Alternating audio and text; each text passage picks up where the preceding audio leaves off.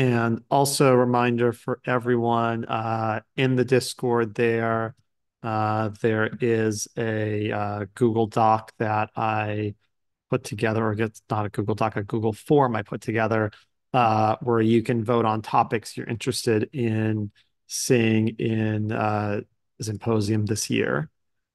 And in fact, I will, if I can, I will, there we go. I've just pinned it. So if we have lots of other discussion, we will not lose that. But yeah, if you haven't already done that, please take some time and fill that out. And that way, the things we're talking about are things that are interesting to all of you. Okay, so for today, we have a little bit of a programming update. So we were going to have Nabil come to talk to us about Akita ZIO HTTP today, but I think he's still getting over a little bit of like a cold or a flu. So this was just not a good day for him. But he'll be back 2 weeks from now. So on the 26th. And then next week, as a reminder, we've got one of the folks from Caliban coming to talk to us about some performance optimizations they've been doing there and kind of some performance optimization stuff in general. So we've got a good, I think, set of things coming up. And yeah, we've got a good year ahead of us. And hey, oh, I'm gonna go with a Peter, or Tarka Bob. And hey, Adam. Cool. Okay. So because we couldn't do that today, we're gonna do a session on error handling, which was one of the things that people brought up as something that they were interested in covering, and actually is doing pretty well in the polling in our little Google form. So I think we've got a good topic to fill in. But let me share my screen here. Oh boy, I got like lots of things open. Let me find the right one, hopefully. Actually, give me a second. Let me just close all these other windows.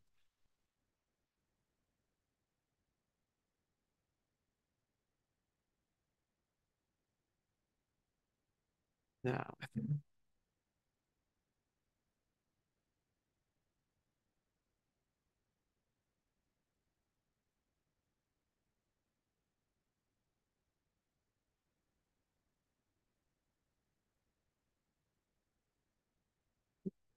there we go. All right. Can everyone see this? All right, I'm gonna assume yes, unless someone starts typing they can't in the Discord here. Okay. So far all I've done is I've just created a just basically just a project shell and just a little hello world here, just so I'm not doing that in front of all of you. And so we can go to objects, error handling. Oops. Project.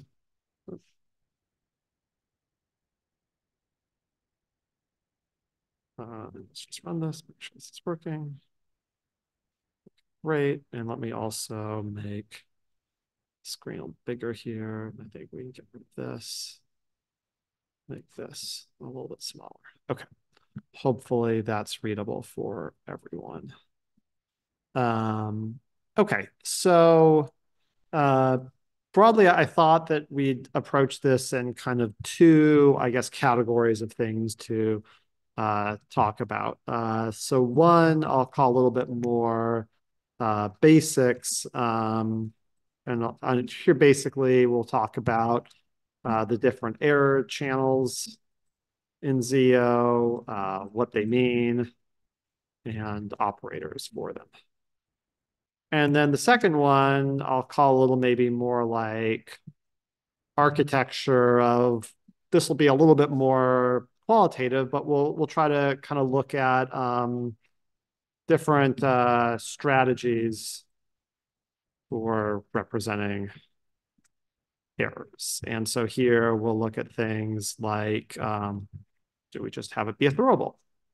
Do we have one error type for our our application? Do we have different error types for different services? And we'll kind of look at how we would do each of those, as well as some of the trade-offs between them. And I'll share my perspective, but also other people here can share their perspective. And I think we're generally like a more ZIO savvy audience, at least people who kind of come live. So I'll try to spend a little bit less time on this and more time on this. But I think as we go through this, please jump in at any point.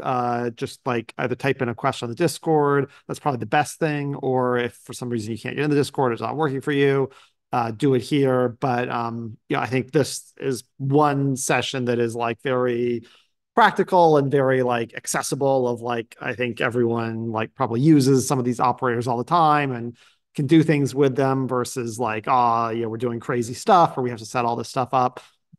So I'd really encourage everyone to jump in with questions or perspectives. Okay, so let's start with this basics. So if we go back to the type signature of ZIO, it's this ZIO REA. And so we've probably seen this a lot of times. We've heard like we could think of this as like a workflow that requires services R to run, and when run, either succeeds with an A or fails with an E. And so the kind of simplest, not 100% right yet, but like the simplest way to think about that is basically we're going to ignore being asynchronous or any of that for a minute. But basically, this is something that when we run it, we get either an error or a value. And if we kind of ignore the R and we treat that as like any, which is what we have at the end of the day, we can even just treat it like this. So it's kind of like a func that's going to either succeed with an A or fail with an E. And so we could even kind of represent that. We could do like type toy ZIO EA.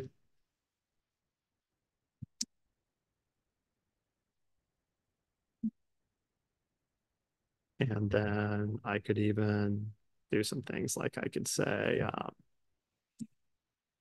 val print line, say there's going to be a toy ZIO that if it can't succeed, always produces a unit.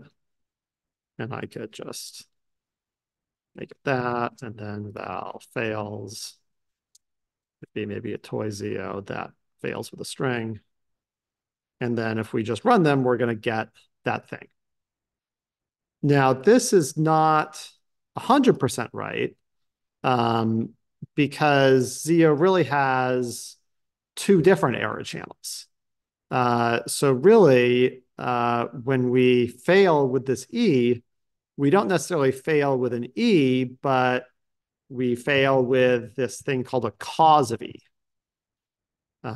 So basically, that we could kind of slightly complexify this, so to speak. And we could say that this is something that's either going to succeed with an A or produce a cause of E. And this cause thing is really one of basically two important types, and we'll go a little bit slightly more than that, but two really important ones. So one possibility is fail with an E inside. So this is kind of the one that we deal with most frequently. So here, if I do, let's see, ZIO dot fail. And yeah, sure, we'll do oh no's. And so if I look at the type of this, let me just extract it. Let's see if I can get this working. Val workflow is equals ZIO dot fail oh no's. See if I can Okay, all right, let me see. Maybe I can do the little metals thing. Restart it, maybe. Let's see.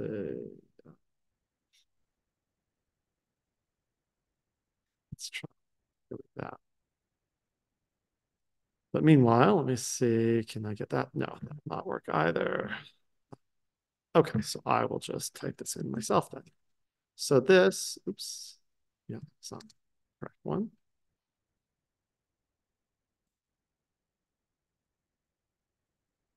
So this is a workflow that tells me that it can fail with a string. And so when I run this, yeah, it does indeed fail. And it gives me this little stat trace. Okay, great.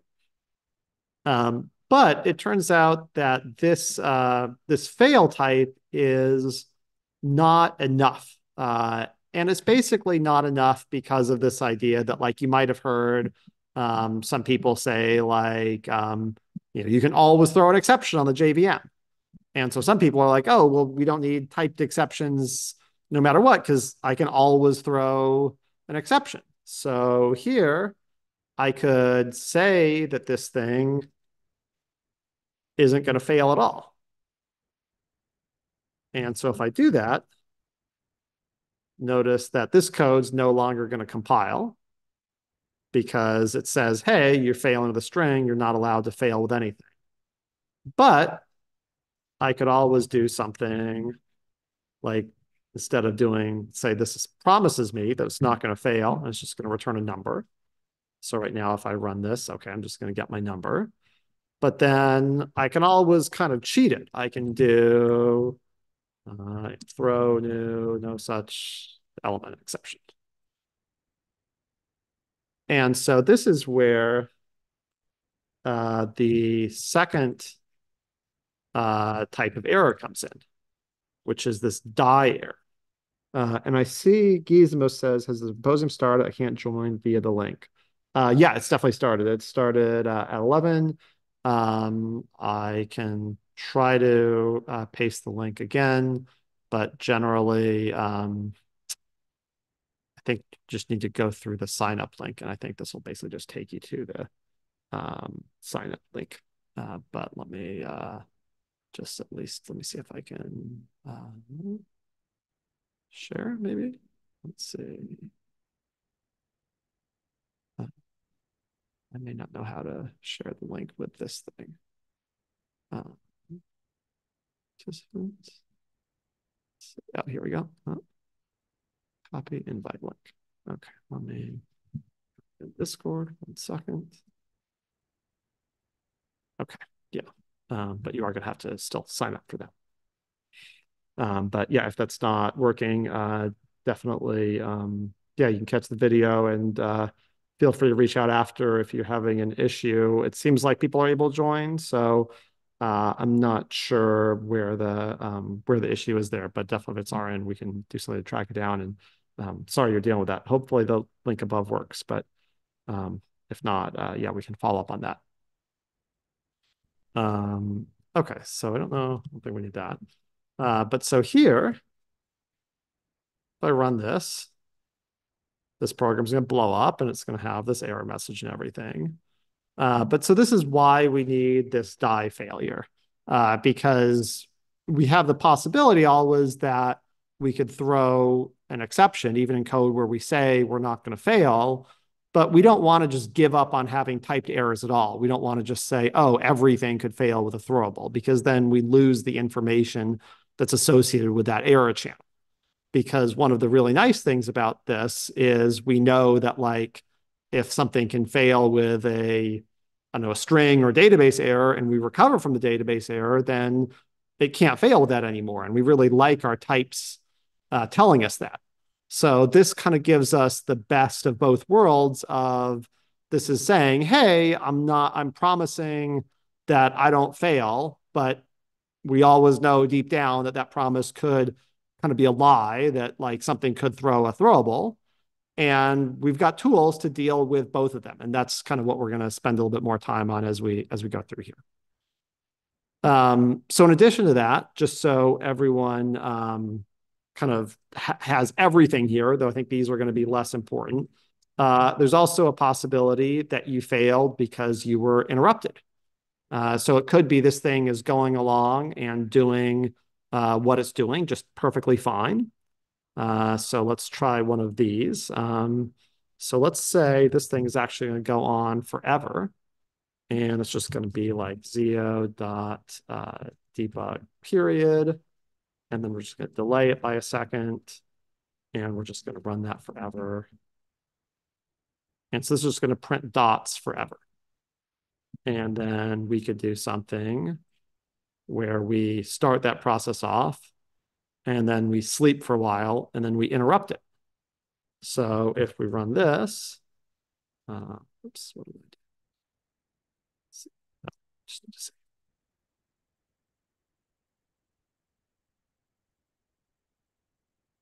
Yeah, I think it may be something on your end because it seems like everyone else has been able to join. I don't know if anyone else wants to. I mean, definitely if anyone else is having problems, reach out.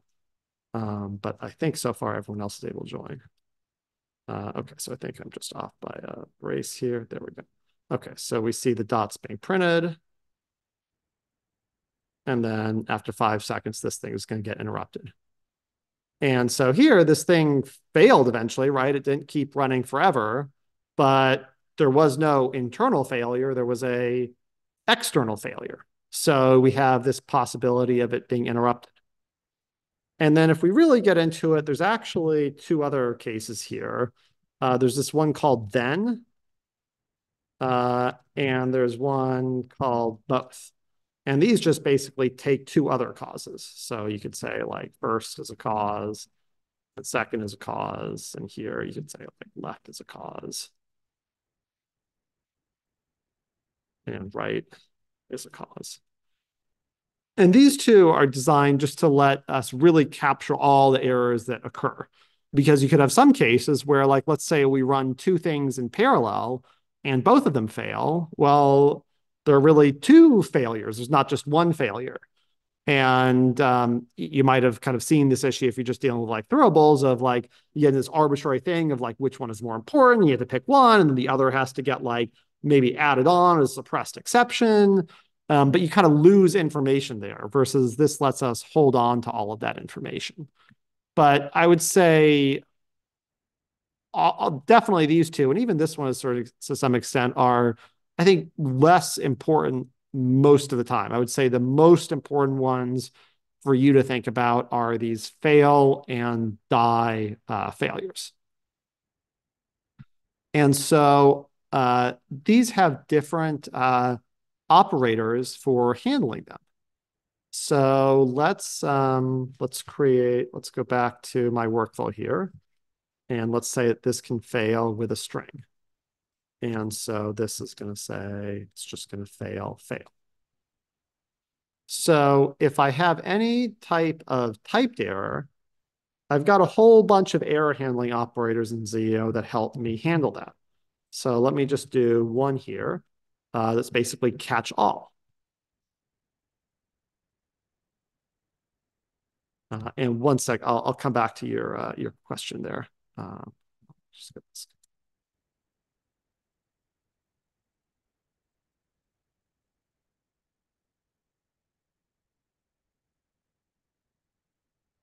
So David has a question of what is cause.stackless? Yeah, so let's go to that. Let's see, maybe I can go to that for a second. Let's save file, open Windows. Let's see. And let's go.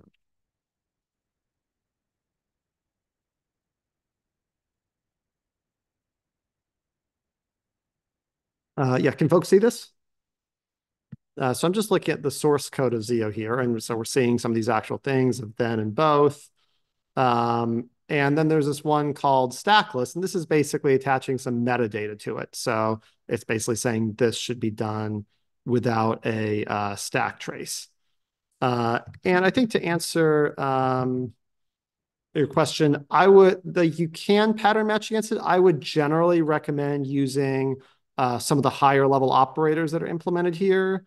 Um, so there's one called like, let's say, failure or cause. So if I want to know if something has a failure or if it's a cause that's some other type of cause other than a failure, I can use this failure or cause operator. And this will either pull out the failure if it was one, or it'll give me a cause that's guaranteed to not have any typed failures. So there are some operators like this that you can use most time. And honestly, I find you typically shouldn't even need to use these. These should really get handled for you by these higher level operators on ZIO that you're working with. So let's go back to that. And I think I maybe made a mistake of, let's see if I still have the other one open. Okay. Yeah, I did not. So that's fine. So let me just start this again. Okay. So if we've got a typed error, then we've got all these error handling operators that let us handle it. So like this catch-all one is going to give us access to the error. And let's say we're going to zio.debug got error E, but going to log it and ignore it. And so if I run this one, oops, let's see. Oh, I think I just need to go into a project.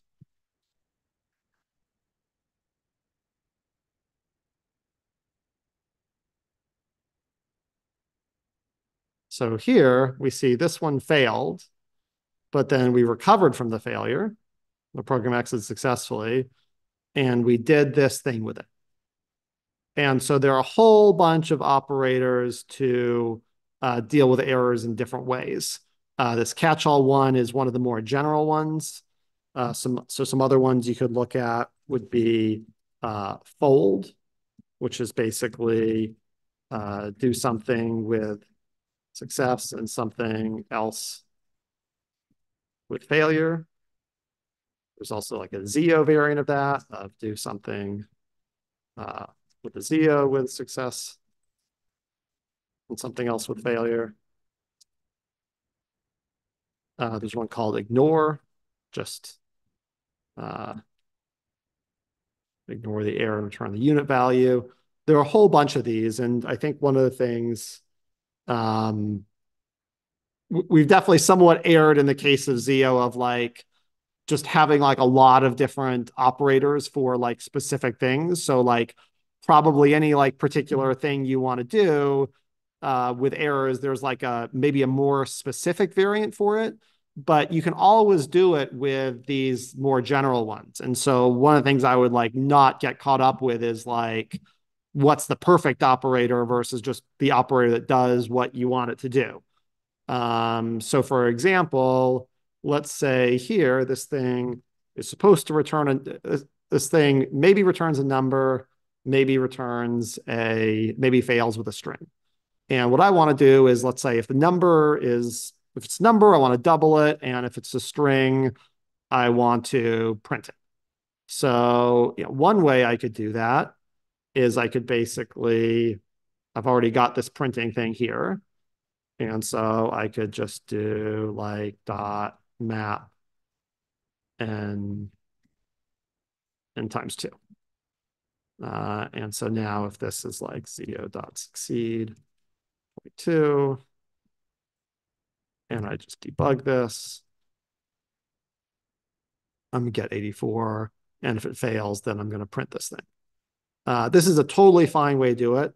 Alternatively, I could have written this with, say I did that fold ZIO operator. And so if I go to this lets me do one thing on failure and one thing on success. So I could basically just grab this logic from here and I could do that. And then these both need to be ZIOs. So we'll just stuff this inside that.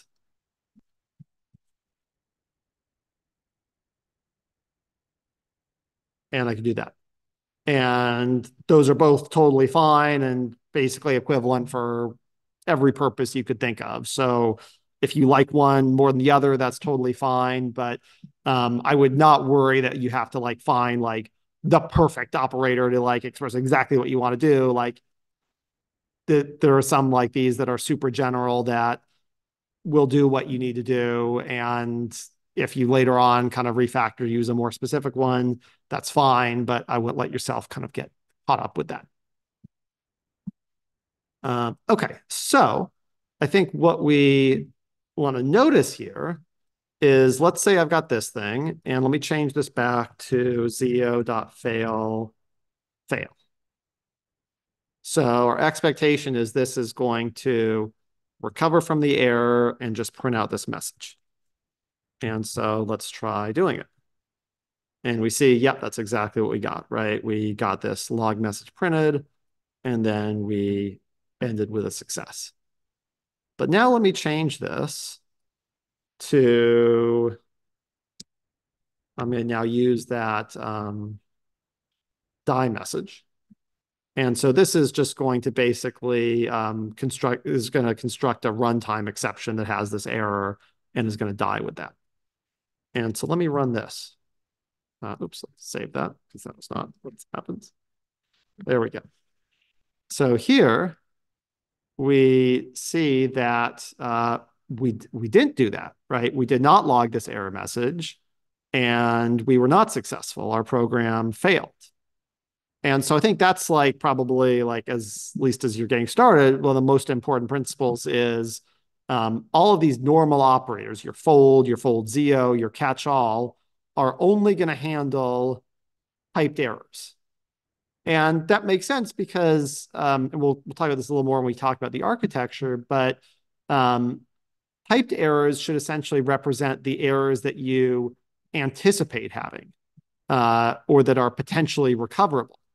And you want these die failures to represent the things that essentially you could say like no one saw coming, right? It's like if there is an earthquake right now in Zymposium, like, I mean, definitely we may not be continuing this conversation, but like that's not really a useful thing for me to plan around. I mean, maybe at some much higher level, like I should make sure I have like water and food for like earthquakes, but like that's not a thing that's useful to think about when we're planning our symposium. And I think that's kind of the analogy that I would use when you think about these die failures.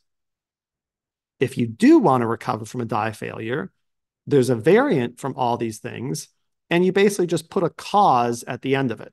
I think usually the ZIO goes after the cause. If you have two things, you put at the end. But here, I'll just change this to fold cause ZIO. And then this thing is going to be a cause instead of an error. And I could just change this to got error cause. And so now let's try running this. Okay. And so now we got the error and we printed out the whole cause. And then this was a success because we recovered from it. So when you do want to deal with the die case as well as the failure case, you can just use these cause suffixed variants to do that. A couple of other useful operators. There's one called sandbox. Let me see if I can show that to you. So ZIO.die message. Let's see, let's click through for me. No.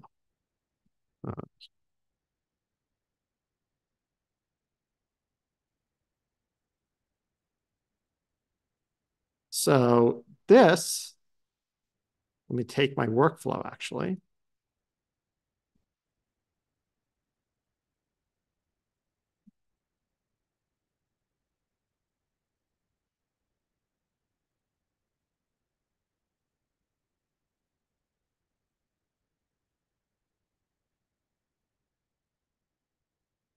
So this sandbox is essentially going to take this whole cause and move it into the error channel.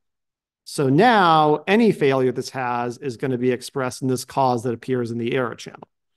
And so if I wanted to go do this and I wanted to write it a different way, I could go back to my fold ZIO And I could take this thing and I could sandbox it. And so now I get exactly the same result. And there's actually an inverse operation called unsandbox that'll just undo that. So now this thing is going to blow up again. So we can use these to go back and forth between having the cause be surfaced like this or having it be suppressed and under the surface like here. And if we do that, that's kind of another alternative to using the cause suffix variants of these operators versus the normal ones. Okay, so I think that's probably a good overview of the basics portion of it before we get a little bit more into the architecture. Does anyone have any questions on that before we go on?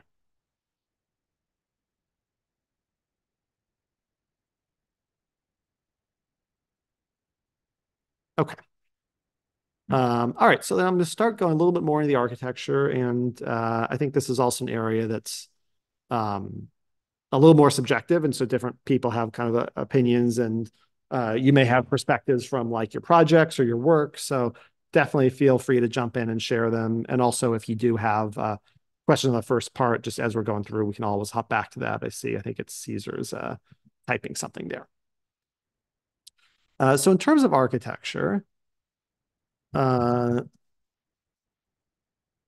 I think there are maybe two broad categories of things that I see people, maybe three categories that people have want perspectives on. So the first one I might call so Caesar says, did I miss catching fiber failures?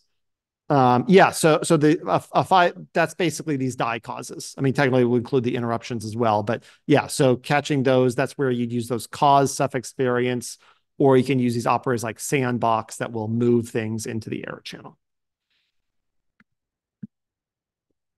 Um, okay, so I think one question that I get a lot is when to use throwable for the error channel. Yeah, catch all cause is a great operator for that. And yeah, pizza does sound good. I'm kind of jealous. A second question I think I get a lot is when to use a single error type versus multiple or versus I'll call it service specific error types. Uh, and then I think maybe a sub point to that would be how to convert between different error types. And maybe another subpoint there would be when to convert between a failure and a die or vice versa. Do those, just for everyone else, do those sound like things that you've come across in the past?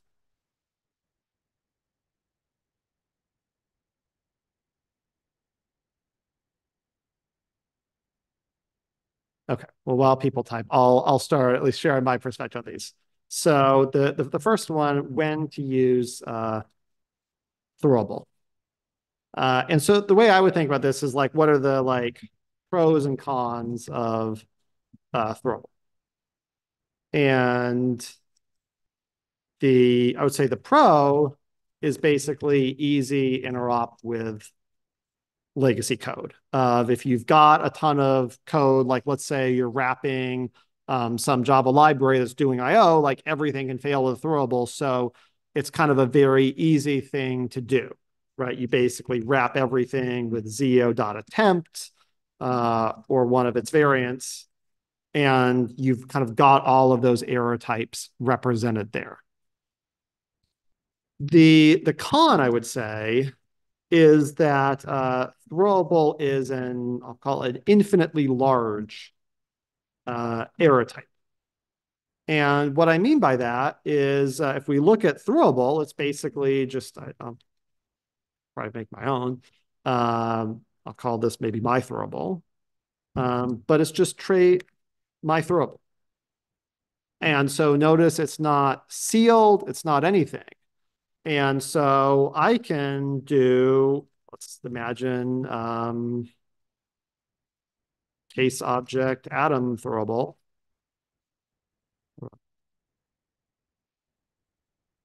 extends my throwable. And then we could have, yeah, let's say Eve and who knows comes along. And so what that means is that every time I've got a throwable, so let's kind of give ourselves an example here of val my throwable workflow. So this is a ZIO any, and we'll just use the actual throwable here, an int is equal to, let's say, ZIO.c2. So anytime I'm trying to handle the error here, and I'm doing this catch-all,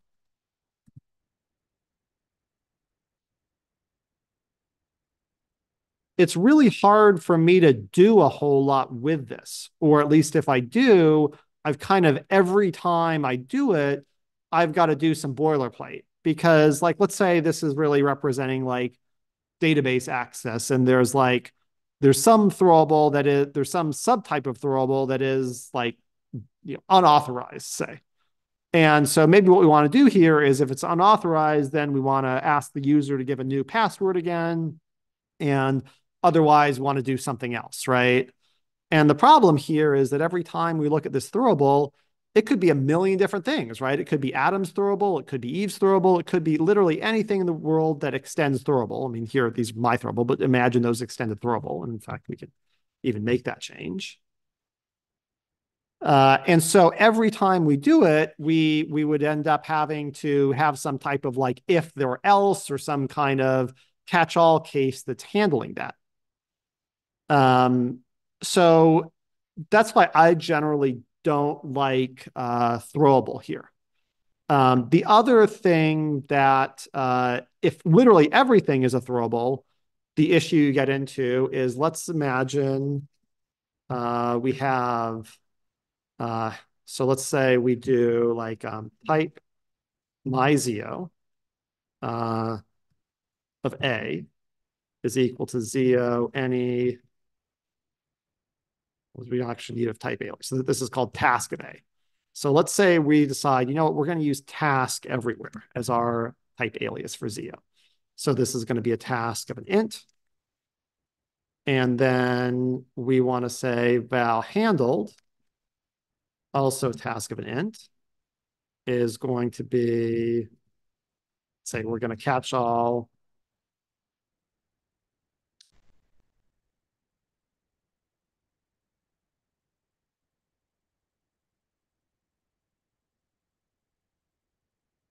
So can anyone tell me what's wrong with this or what's not great about this?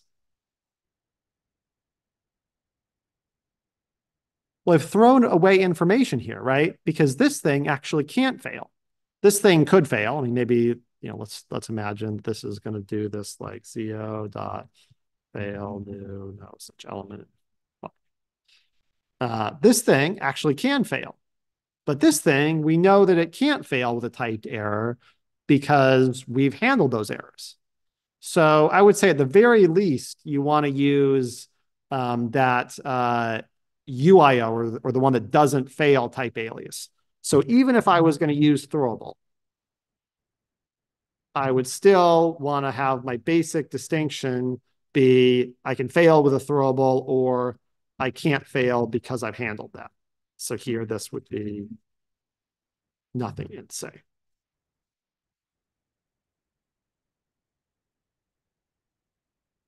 Okay, just do that. So throwable is very easy. If you're getting started, I think it's not a bad place there, but it's got this problem that you don't have a lot of information about how things can fail. So it makes it hard for you to do meaningful stuff with that.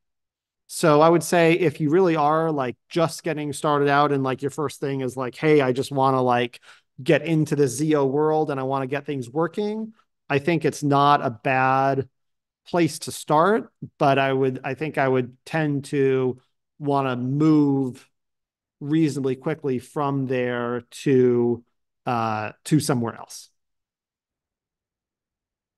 So then David says, can I just put the signature as a sealed trait of my business error that extends throwable and not literally throwable?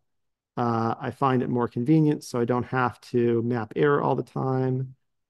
Um, yeah, so if you want to, right. So kind of in our vein of like making this more specific. So that's kind of going exactly into this like next direction.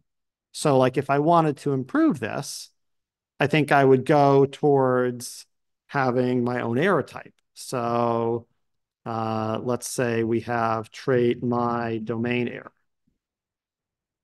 And then we could say whatever, let's say unauthorized extends my domain error and let's say database access failure extends my domain error. So this starts to, I think, improve things a lot because we now know that it can't be infinitely many things. In this case, it can only be these two things. Probably it's going to be more things than this. Um, and as a couple people raised, there's this kind of choice of when you do that, do you want to uh, extend throwable there or not? And I think you can do both of those. I tend to not do that because you're getting that tracing information from ZIO. But if you want to, you can have this extend throwable as well. But what this then lets you do is if this is now my domain error, then this thing can now be a lot more specific, right? Because I can actually, instead of just having this thing here, I can actually pattern match on this. And I can say case uh, unauthorized, do this, and case.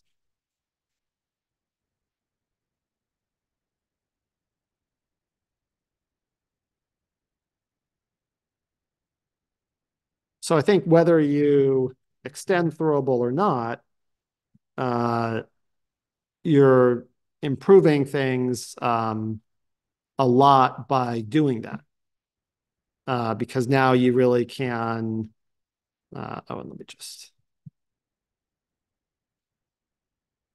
Now you can really know how these things fail.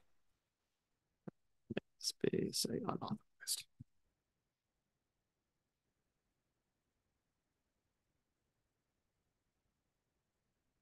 And yeah, so someone mentioned that if you're using another library that wants something to be a throwable, maybe there's some advantage of doing this. Though I think there's also some downsides there because they may not be expecting your custom error types. They may be expecting a normal Java throwable, right? They may be expecting this to be kind of one of the typical ones they see. So it's a little bit of maybe an ease versus explicitness trade-off there. So that I think gets a little bit to this question of when to use a uh, single error type versus multiple ones. And this is also getting a little bit to what Bilal is raising. So let's try to like look at a little bit of a example of this. So let's say we have trait service A, and it has some method foo. And let's initial. So basically, we have two choices. Uh, so let's say this is A error in unit, and then we have trait service B, and it's going to be able to fail with a B error. And then let's say we have a final case class service, or let's say we have trait service C, and this will have this BAS, it has a C error. And then our implementation of service C is going to be service C live, is going to be implemented in terms of service A and service B.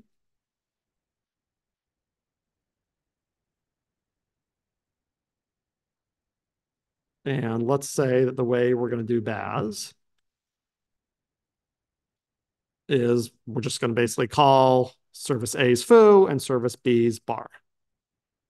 So this right now is not going to work. And, well, first, let me actually just create these types. So we're going to have trait A error, trait B error, trait C error.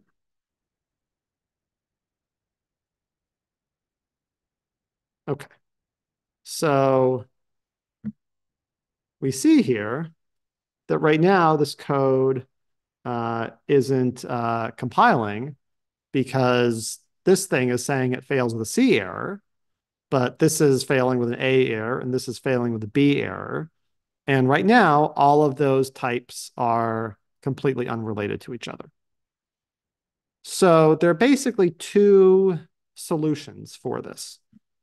So one solution is you have what I would call a global error hierarchy, right? So I'm just going to make a little object I'll call global here.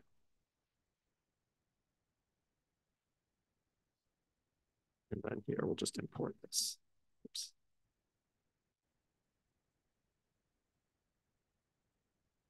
And within this, let's say we have, let's say, trait application error. And then let's say that A error extends application error, and B error extends application error. And maybe at least in this simplest example, where C, all it does is call A and B, maybe it doesn't need anything else.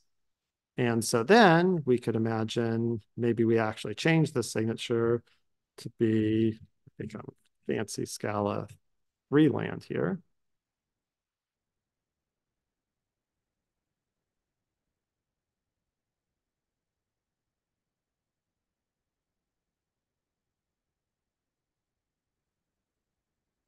So you can see, and some of this, like this, is only working because in Scala 3. This would not work in Scala 2. But maybe we could do even like a Scala 2 version of it, of maybe we actually say, look, services A and B are lower level services that are just designed to support this C service. So maybe we actually say trait C error extends application error, and then maybe A error extends C error, and B error extends C error. And then I can go back to having these be C error.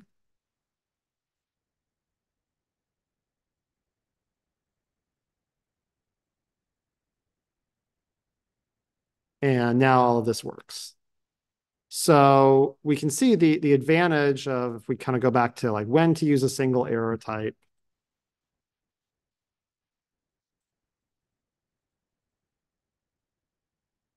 Right, let's again kind of think about the pros and cons.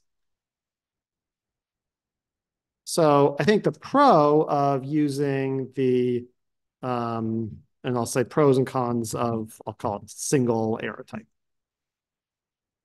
So I think the pro is really that it's simple and it can be easy to compose here.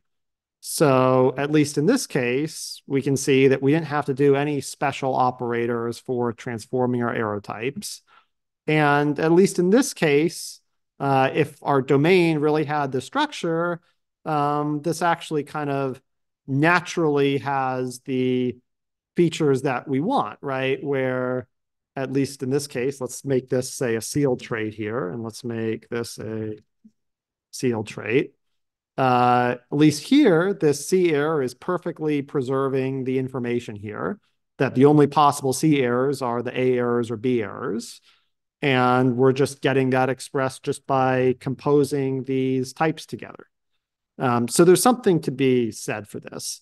However, I actually don't really like this approach. And the reason is I find it's very anti-modular and it scales very poorly. So one of the things I think about is like a lot of times like the organizations I work with, like they're creating like big things where you maybe have 100 different services and like all these things are coming together. And I think that's probably true for a lot of you as well. And so the problem with this is let's imagine that these services are actually like living in uh, imagine each service lives in its own module and is developed by its own team.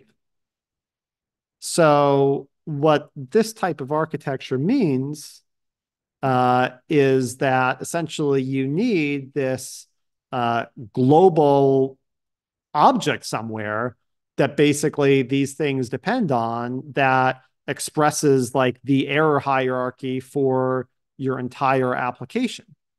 And I think that, right, it kind of goes very much against the microservices approach because you now have these different teams that are like tied together through this error hierarchy. And you can imagine if someone wants to change one of theirs, well, now everyone kind of has to agree on what that is. And you have to like, it's almost like if you ever did like those exercises when you were in school where you have to like categorize all the animals, right? And you have to like decide, well, like, okay, what's the most important, or like geometric shapes, right? Which is the most important? Like, are you like mammal or amphibian or what have you? And you have to like put everything in these buckets and you have to like agree on them. And I think that really creates like a point of coordination and a point of failure. So even though this has some kind of advantages in these like small cases, I don't like this for scalability.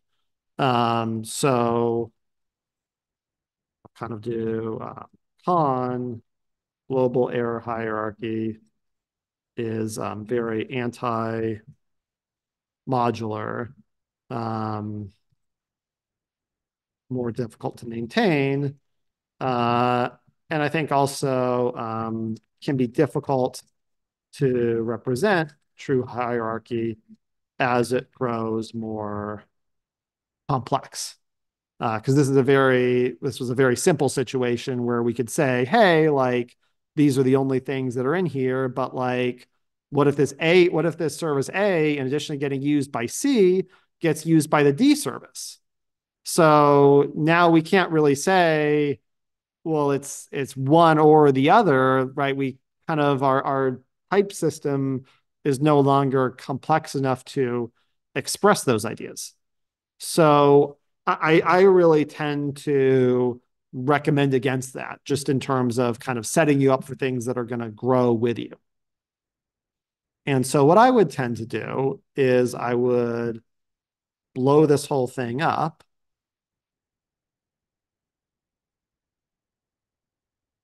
and I'd go back here and let each of these teams own their own error type, right? So this is a error here, and then maybe this is,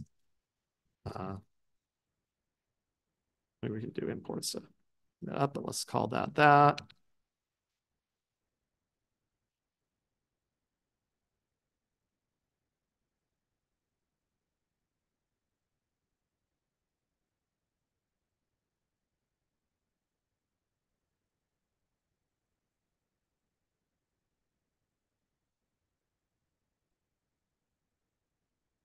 And so at this point, I've made all of these types very modular, right? So each of these types is now developed and maintained by the team that is doing that thing. I already defined service C, so let me bring that down there. Where did I define service C? Service C.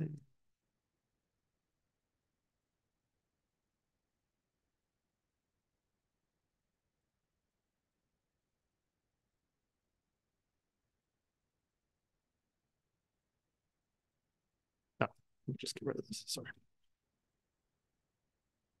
Okay. So now I've got this very modular, but now I basically have to do some conversion here.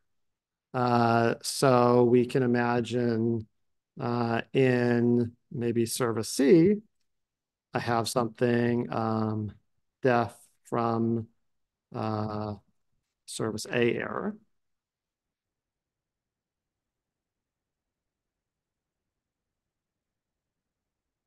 And then def from service B error. And so I have to transform these. And so there's an operator I can use from this called map error. And so I think this is just, see, this is service C. So let me just import that.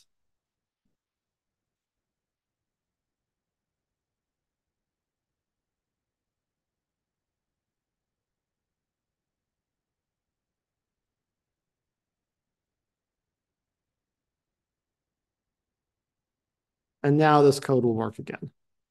And so there's like a little bit more, you've got to do these mapping between them. And maybe I just could have made these shorter.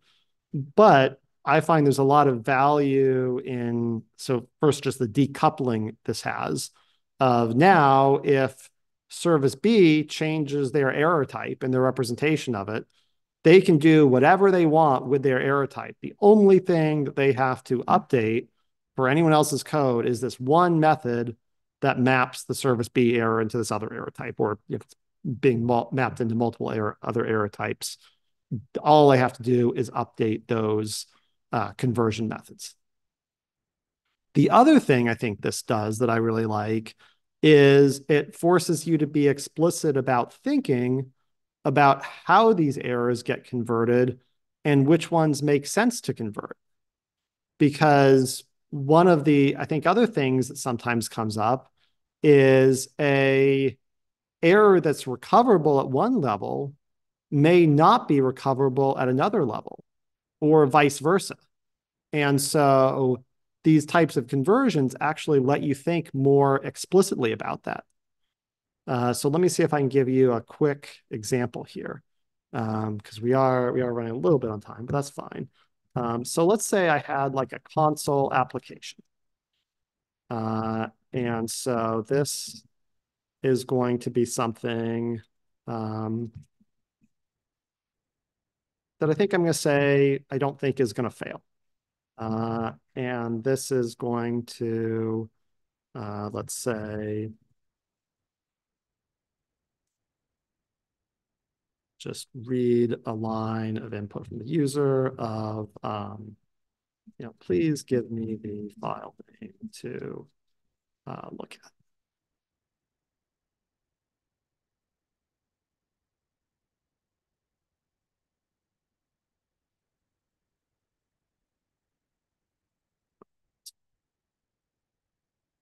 So this is a really simple program. Now the read line can actually fail with a throwable if there's basically if there's like kind of an IO error with the system. I mean, that's I think like very uncommon for a console application. So a thing we very often might want to do is we might want to use or die on it. We say like, look, if we're doing a console application, it's a basic assumption that we're going to have the console working. And again, to my point about like there being kind of an earthquake or unexpected failure, like if there's no console at all, then there's no point in trying to do anything with the console application. So we make this error type nothing.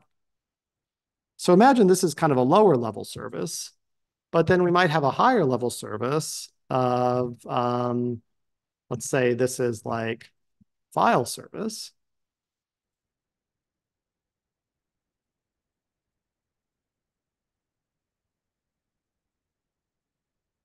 And let's say that this is going to do something like it's going to try this console application.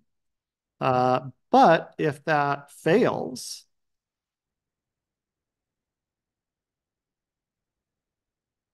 even if it fails with this failure that was unrecoverable at the level of the console application, it's going to succeed with a default file.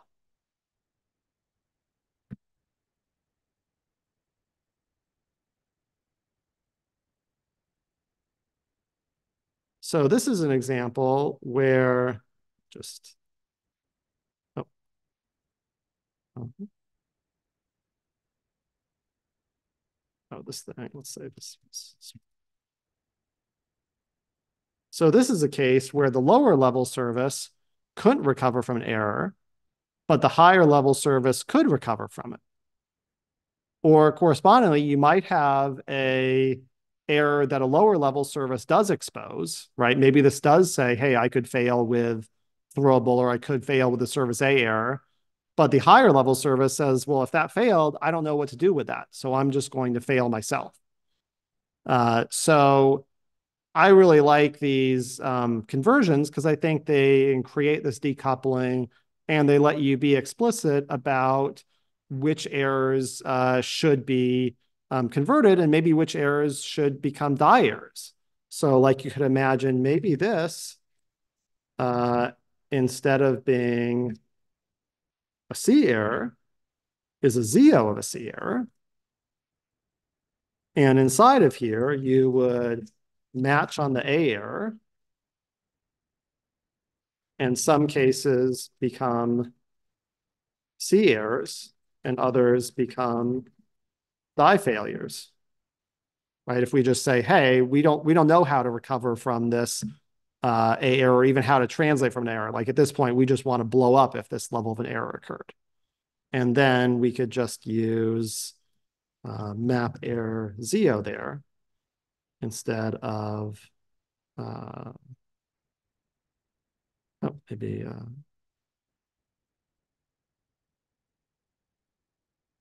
we could just use an operator like fold ZIO to transform that.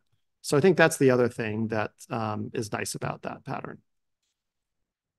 Okay, so that's me talking a bunch. Let me check in, and I see Bilal is talking or is typing, so I'll give him a minute. So Juan says that depends if the errors are in the opposite direction. Yeah, so I think that's kind of another way of stating why I didn't like the global pattern.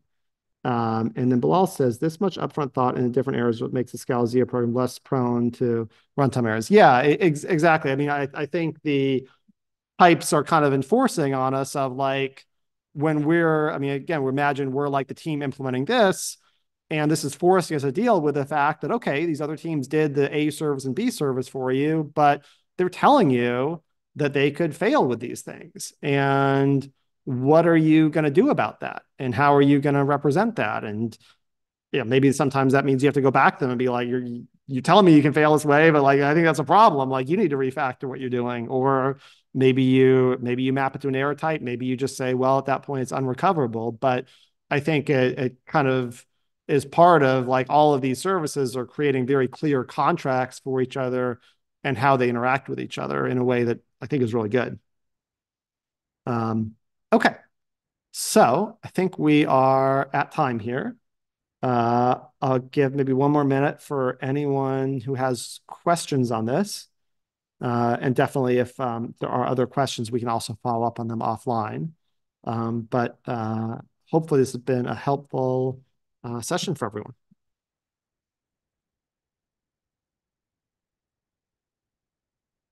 Okay, cool. Well, thank you so much, everyone. And if you haven't already done so, vote in that poll above. And then we got some great speakers for the next couple of weeks, and then we'll dive into some of that stuff. All right. Thanks so much, everyone. Have a great day.